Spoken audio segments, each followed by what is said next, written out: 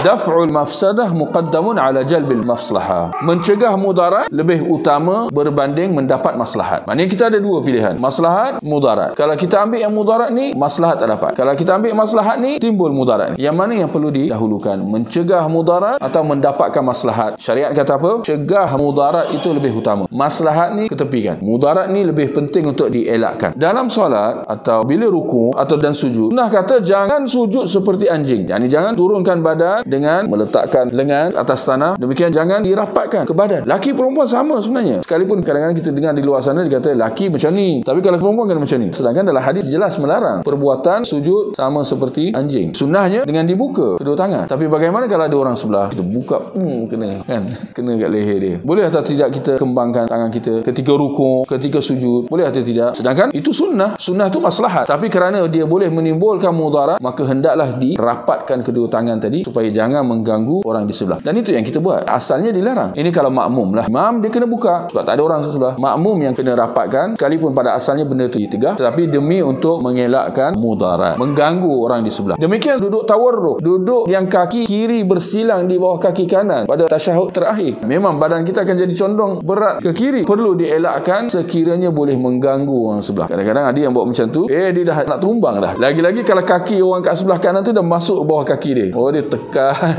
Boleh mengganggu dan menyakiti orang di sebelah. Maka ketika itu jangan duduk tawarruk. Duduk iftirash. Yani duduk biasa. Seperti duduk antara dua sujud. Satu contoh lagi, menjalankan hukuman bunuh ke atas murtad. Kata Nabi SAW, "Man baddala dinahu faqtuluh." Siapa yang murtad, bunuh dia. Ini hukuman atas seorang murtad. Bunuh, kata Nabi SAW dalam hadis yang sahih. Tetapi barangkali dalam situasi dan keadaan tertentu, hukuman itu perlu dielakkan. Seperti dalam keadaan sekiranya hukuman had itu, hukuman hudud itu boleh menimbulkan fitnah, boleh menimbulkan salah faham, dan boleh menimbulkan propaganda musuh untuk memburukkan Islam, bahawa Islam agama yang membunuh penganut dia. Seperti mana Rasulullah SAW tidak membunuh golongan munafik pada zaman dia. Padahal orang munafik Islam ke kafir? Jangan pula kata ulama khilaf, orang munafik dia kafir asalnya, dia hanya menzahirkan Islam. Rasulullah mengetahui orang-orang munafik ni, tapi Rasulullah tidak membunuh mereka. Kenapa? Demi untuk mengelak mudarat, supaya jangan timbul cakap-cakap dalam kalangan orang-orang di luar Madinah, musuh-musuh Islam, menimbulkan propaganda, persepsi buruk bahawa orang Islam membunuh sesama Muslim. Demikian juga tidak membunuhnya kalau sekiranya itu boleh menimbulkan fitnah ke atas ahli keluarga dia, yang barangkali akan rasa tak puas hati kerana hilang tempat bergantung, hilang mata pencarian, menyebabkan mereka pula jadi murtad juga. Jadi ini maksud kaedah ni, mencegah mudarat lebih utama berbanding mendapat maslahat. Dan contoh yang ketiga yang lebih berat disebut tadi, jangan dijatuhkan pemerintah Muslim walaupun atas alasan bahawa dia zalim, dia tidak menjalankan hukum hakam syariat dan sebagainya. Selagi mana dia Muslim, tidak boleh menjatuhkan dia. Kenapa? Kerana menjatuhkan dia akan menimbulkan mudarat yang lebih besar. Walaupun pada asalnya ya betul, barangkali dia zalim dan sebagainya, perlu diturunkan, digantikan, itu maslahat. Tapi kerana perbuatan itu boleh menimbulkan, bahkan akan menimbulkan mudarat yang lebih besar, kita mendapati bahawa syariat menyuruh supaya Muslim sentiasa taat kepada pemerintah Muslimnya dalam hal-hal yang ma'ruf, sedangkan perkara-perkara maksiat tidak boleh taat. Tetapi jangan ditarik tangan ketaatan itu.